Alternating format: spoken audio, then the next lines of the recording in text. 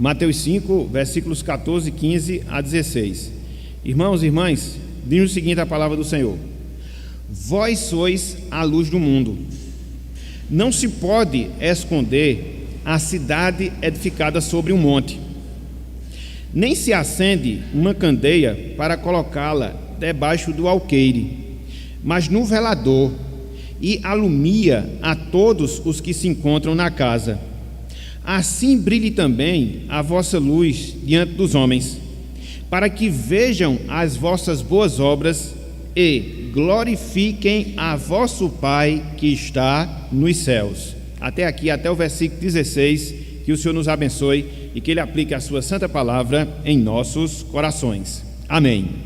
Irmãos, irmãs, conforme nós estamos fazendo nesses últimos domingos, nós começamos uma série de estudos naquilo que nós chamamos de Sermão do Monte, naquilo que nós denominamos de Sermão da Montanha.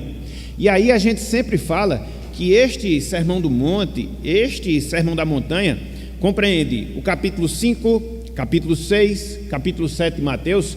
É o grande primeiro sermão, é o grande primeiro discurso que Cristo realizou, e conforme nós observamos, logo no início do seu ministério, de certa forma definindo o conceito ou os conceitos que devem marcar as nossas vidas enquanto discípulos seus, enquanto seus seguidores. Então, a gente viu no primeiro momento, através das bem-aventuranças, o caráter que nós devemos ter, quem nós devemos ser, pelo fato de nós sermos discípulos de Cristo, pessoas salvas, alcançadas com a sua salvação. Então é por isso que Cristo ele descreve: nós devemos ser humildes de espírito, nós devemos chorar pelos nossos pecados, nós devemos ser mansos, nós devemos ter fome e sede de justiça, nós devemos ser misericordiosos, nós devemos ser limpos de coração, nós devemos ser pacificadores, e como consequência de tudo isso, vamos ser perseguidos por causa da justiça. Então, quem nós somos? As bem-aventuranças. Ato contínuo, o que é que nós observamos? Cristo seguindo aqui no Sermão do Monte, e agora não se atendo ao nosso caráter como cristão, mas agora definindo a nossa missão enquanto cristão. Então, uma vez que ele diz quem nós somos, ele vai continuar falando agora aquilo que nós devemos ser, aquilo que nós devemos fazer, a nossa missão, o nosso compromisso enquanto cristãos aqui na terra.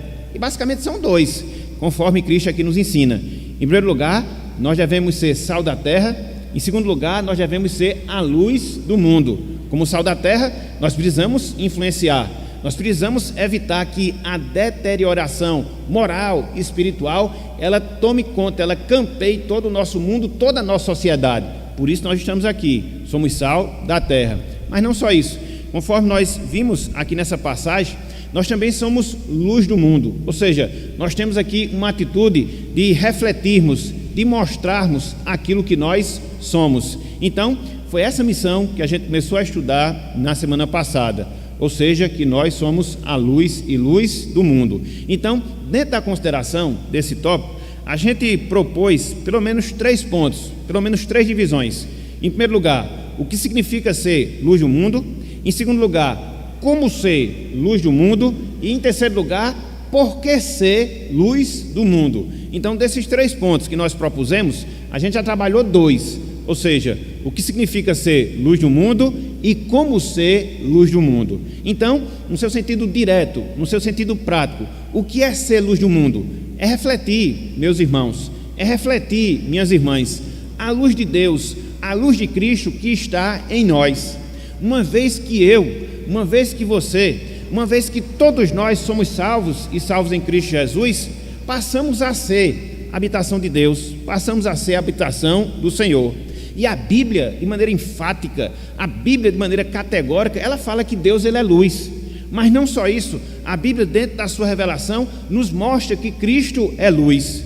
Neles, ou seja, em Deus, em Cristo, nós temos o conhecimento da verdade, nós temos a bondade, nós temos a justiça. Então, esses são os conceitos bíblicos da palavra luz. E uma vez, repito, que Deus é luz, uma vez, repito, que Cristo é luz e que nós estamos nele, nós devemos refletir essa luz em nossas vidas. Ou seja, transmitir conhecimento verdadeiro, andar em justiça, andar em bondade, andar em verdade.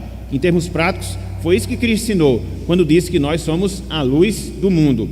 Mas não só isso. Vimos na semana passada como nós desempenhamos a nossa função de luz. O que é que nós devemos fazer no seu sentido mais direto? O que é que nós devemos fazer no seu sentido mais prático para que nós desempenhemos a função de luz deste mundo? E aí nós vimos, baseado aqui nesse texto de Cristo, que há pelo menos duas responsabilidades, que há pelo menos dois compromissos que nós devemos desempenhar enquanto crentes aqui na terra. Em primeiro lugar, como luz, nós devemos revelar a luz que está em nós. E como é que nós fazemos isso? Através das nossas ações, das nossas atitudes, da nossa postura, da nossa conduta. Então, quando nós somos cristãos e agimos como cristãos, naturalmente, a gente vai chamar a atenção. Da mesma forma que uma cidade que é edificada sobre o monte, através das suas luzes, ela chama a atenção. Foi isso que Cristo ensinou aqui nessa passagem. Mas não só isso. Em segundo lugar, a gente observou na semana passada que nós desempenhamos a nossa função de luz quando nós irradiamos a luz. Tanto é que Cristo nos comparou a um candeeiro que deve ser colocado dentro do mundo antigo, num canto da sala, onde ele pudesse ter visibilidade e assim a sua luz alcançasse o maior número de pessoas ou o maior espaço, vamos assim dizer. Então, nesse sentido, na medida em que nós pregamos o Evangelho, anunciamos a palavra, proclamamos as verdades de Deus, nós estamos irradiando essa luz, cumprindo assim com a nossa missão, cumprindo assim com a nossa obrigação de sermos a luz do mundo. Então, de maneira assim bem resumida mesmo, foi isso que nós estudamos na semana passada. Na verdade, um resumo, de certa forma, de tudo que nós estudamos até aqui. Então, dentro daquilo que a gente propôs, ficou faltando o quê? Ficou faltando o último ponto. E qual é o último ponto? Por que ser luz do mundo? Qual é a finalidade? Qual a razão? Qual o motivo pelo qual eu, você, todos nós devemos ser luz deste mundo? Devemos refletir a luz de Deus em nós. Devemos refletir a luz de Cristo nas nossas vidas. Por que será? Por que será? Então, quando a gente olha aqui para essa passagem de Mateus, especificamente falando, no versículo 16, a gente tem a resposta a esta pergunta, a esta indagação. Então vamos ler mais uma vez, somente o versículo 16, para que assim a gente trabalhe esse terceiro ponto: por que ser luz do mundo? Por que ser luz do mundo? Mateus capítulo 5, versículo número 16. Diz o seguinte: assim brilhe também a vossa luz diante dos homens, para que vejam as vossas boas obras e glorifiquem a vosso Pai que está nos céus. O que é que nós temos aqui, meus irmãos? O que é que nós encontramos aqui, minhas irmãs? Cristo nos ensinando, Cristo nos mostrando que a gente desempenha a nossa função de luz do mundo para que, em última instância, Deus, o nosso Deus, Ele seja glorificado através das nossas boas obras. Então Cristo, Ele fala isso de maneira muito clara. Cristo, Ele fala isso de maneira muito enfática. Na verdade, uma vez que você, eu, todos nós somos salvos, a gente vai apresentar essas boas obras em relação às nossas vidas. E essas boas obras, elas não vão ficar escondidas, elas não vão ficar ocultas, muito pelo contrário, elas serão manifestas. E conforme Cristo ensina, manifesta a todos os homens, aqui seres humanos no seu sentido geral. E aí você percebe um detalhe interessante nesse ponto, que a nossa salvação, ela implica obrigatoriamente na nossa vida aqui neste mundo, para que nós sejamos percebidos e percebidos como luz aqui deste mundo, como luz aqui dessa terra. É por isso que a gente não advoga aquela ideia que infelizmente é absorvida num determinado ramo do cristianismo, que faz com que as pessoas fiquem enclausuradas, em claustros, trancadas, para que assim, através das suas meditações, através de seus estudos, através das suas orações, elas possam se consagrar e se consagrar a Deus. Não, meus irmãos, não existe cristianismo a portas fechadas, não existe cristianismo fechado. O nosso cristianismo, a nossa religião, ela tem que ser pública, ela tem que ser manifesta, ela deve ser aberta para que as pessoas possam enxergar, elas possam perceber a mudança, a diferença que há em nós e, em última instância, conforme Cristo aqui nos ensina, Deus, o nosso Deus, Ele seja glorificado. A nossa vida cristã, ela não deve se resumir às quatro paredes do nosso templo. Por mais que seja importante, e a gente fala acerca disso, da necessidade de nós nos congregarmos, até porque a gente precisa cultuar a Deus, mas a nossa vida cristã, ela não se resume a esses períodos, a esses momentos que a gente está aqui na casa do Senhor. Não, muito pelo contrário.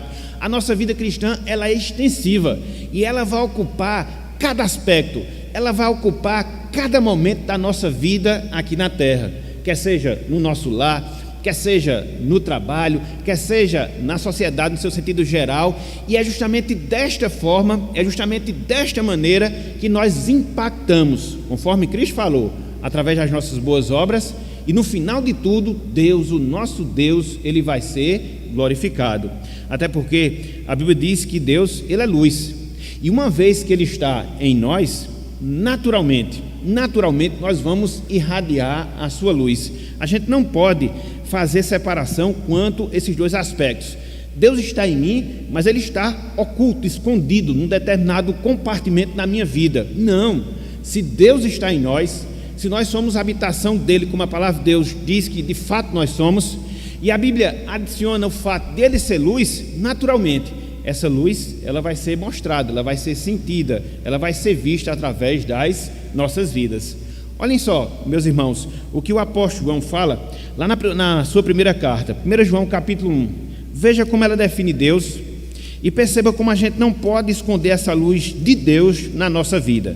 Ela vai se manifestar, ela pode ser fraquinha, ela pode ser mais forte, mas obrigatoriamente ela há de se revelar.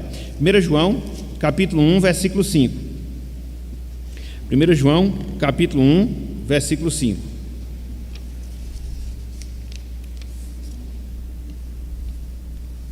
Olha só o que o apóstolo João fala aqui nesse texto. Ora, 1 João 5. A mensagem que da parte dele temos ouvido e vos anunciamos é esta: que Deus é luz e não há nele treva nenhuma. Então, se Deus é assim, luz, se em Deus não há treva nenhuma, o que é que se espera daqueles filhos dele? O que é que se espera de quem foi salvo por ele? Manifestar essa luz, para que assim, através das nossas boas obras, para que assim, através da nossa proclamação, do nosso testemunho, Deus, Ele venha a ser glorificado. Então, quando Cristo aqui disse que a finalidade de nós sermos luz é para que nós manifestemos as nossas boas obras, essa expressão boas obras que nós encontramos aqui, sendo proferida por Jesus Cristo, ela vai muito além, mas muito além mesmo, de obras de misericórdia, de obras de compaixão. Às vezes a gente restringe, essa expressão boas obras a quando você dá uma esmola, quando você ajuda o necessitado. Isso também isso também são boas obras, mas as boas obras às quais Cristo faz referência, elas assumem um caráter muito mais amplo. Envolve as obras de misericórdia, envolve uma vida de santidade, envolve uma vida de proclamação do Evangelho. Então, quando a gente encara a vida cristã sob essa ótica, dentro dessa perspectiva, e que a gente procura em cada um desses aspectos desempenhar o nosso papel, seja manifestando a caridade, seja vivendo em santidade, seja proclamando a verdade, são boas obras, através das quais Deus, Ele vai ser visto em nós e, em última instância, Ele vai ser glorificado. Veja o que o apóstolo Paulo, por exemplo, falou, texto conhecido nosso, lá em Efésios capítulo 2, versículos de 8 até o versículo 10. Acho que todos nós já sabemos desse texto de cor salteado, mas eu queria fazer aqui uma observação, apenas para fazer a ligação desse ponto: salvação, boas obras e boas obras dentro desse caráter mais amplo, misericórdia, santidade e verdade. Efésios capítulo 2, versículos 8 até o versículo 10. É interessante porque essas boas obras, e a gente vai ver isso, e o próprio Cristo também fala lá, elas não são coisas que dependam de nós exclusivamente, não, é um reflexo de Deus na nossa vida. Efésios capítulo 2, versículos 8 até o versículo número 10. Olhem só o que Cristo fala aqui, porque pela graça sois salvos, mediante a fé. Isto não vem de vós, é dom de Deus. Então, a fé que nos salva é um dom de Deus em relação às nossas vidas. Beleza. Aí o apóstolo Paulo, ele segue aqui falando: não de obras, para que ninguém se glorie. Então, ninguém é salvo por obras. Eu faço e sou salvo. Eu faço e mereço a salvação. Não é essa conta, não é essa relação que Deus ele tem conosco. Até porque, conforme Jeremias fala, as nossas obras para Deus, elas são trapo de imundícia. Então, não significa nada. Aí veja, as boas obras, elas devem ser de um todo canceladas nas nossas vidas? Não, não, não. Olha só o que a gente tem no versículo 10, ó. Pois somos feitura dele de quem? De Deus, criados em Cristo Jesus. O que é isso? Salvação. Para quê? Para boas obras, as quais Deus de antemão preparou para que nós, ou para que andássemos nelas. Então vejam, meus irmãos, são as boas obras que Cristo fala lá em Mateus capítulo 5, versículo 16. Boas obras criadas por Deus, fruto da sua salvação, destinadas por Deus em relação à nossa vida, para que nós possamos desempenhá-las, e assim a gente cumpra o nosso papel de luz no Senhor, neste mundo perdido, neste mundo de trevas. Então fica a pergunta, por que eu? Fica a indagação, por que você? Fica o questionamento, por que nós devemos ser luz do mundo? Para que através dessas boas obras, Deus ele venha a ser glorificado. Tudo é para a glória de Deus. A nossa vida deve ser uma demonstração desse fato. Então, se é dessa forma que Deus é glorificado, quando a sua luz que está em nós começa a ser irradiada nesse mundo de trevas no qual nós vivemos.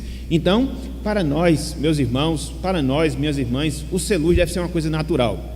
A gente não precisa estar forçando, a gente precisa estar nos digladiando para que a gente possa estar manifestando essa luz. É claro que muitas vezes, por causa da nossa natureza pecaminosa, a gente acaba prejudicando esse processo, mas de certa forma, essa luminosidade, essa luz, ela deve ser algo natural nas nossas vidas. E repito, mesmo que não seja vista de maneira mais intensa, mas elas devem ser vistas, Então, quando a gente experimenta a natureza divina, quando a gente experimenta da habitação de Deus na nossa vida, naturalmente, nós manifestaremos os frutos de Deus na nossa vida. Por isso, meus irmãos, por isso, minhas irmãs, que nós sejamos agradecidos. Agradecidos por quê? Por esse privilégio que eu, você, todos nós temos de manifestar um pouco da natureza de Deus em relação às nossas vidas. Eu não sei se vocês já pararam para pensar, eu não sei se vocês já pararam para refletir, mas quando Cristo aqui nos dirige essa palavra, nos ensinando que nós devemos ser luz, a gente não deve encarar isso no seu sentido negativo. Não porque eu tenho que dar um bom testemunho, não porque eu tenho que proclamar a verdade. Não, a gente deve ter uma visão mais abrangente. A gente deve pensar que isso acontece pelo fato de Deus ter compartilhado um pouco da sua natureza em cada um de nós. E de fato isso aconteceu. Nós temos o Espírito Santo, Deus está em nós. Então ele, na sua condescendência, na sua bondade, na sua graça, ele nos fez assim, como refletores do seu caráter, e por isso a gente deve irradiar a luz do Senhor, revelar essa luz para a glória e para louvor do seu santo e excelso nome. Então é por isso, meus irmãos, que a gente deve assumir esse compromisso. É por isso que a gente deve colocar essa meta espiritual em relação às nossas vidas. De quê? De cada vez mais resplandecer. De quê? De cada vez mais brilhar. De quê? De cada vez mais irradiar a luz do Senhor na nossa vida. É um processo fácil? Não, ele impõe os seus obstáculos, porque a gente sabe disso. Quer sejam obstáculos impostos por nós mesmos, a nossa natureza pecaminosa, quer seja obstáculos impostos pelo diabo, que é o inimigo da nossa alma, quer seja obstáculos impostos até pelo próprio mundo no qual nós vivemos, a gente vai ver todos esses fatores querendo impedir que a gente irradie a luz do Senhor. Contudo, com a graça de Deus, através da sua misericórdia, Ele nos capacita sim, Ele nos fortalece sim, Ele nos disponibiliza meios sim, para que isso possa acontecer na nossa vida. Na verdade, a gente tem aqui um motivo de oração. A gente está clamando, pedindo, suplicando, continuamente, diariamente, para que Deus esteja nos movendo, nos moldando e fazendo com que nós aproveitemos cada oportunidade da nossa vida. Para quê? Para irradiar essa luz do Senhor, revelar essa luz do Senhor em relação às nossas vidas. É assim, meus irmãos, é assim, minhas irmãs, que a gente vai se parecer um pouco mais com Deus, um pouco mais com o Senhor, e nós somos filhos dele. E conforme nós falamos no estudo anterior, logo na introdução, não existe um filho que, de certa forma, ele não manifeste algum traço, alguma característica do seu pai. Isso é natural, seu pai e sua mãe, isso é natural. Então, em termos espirituais, acontece a mesma coisa.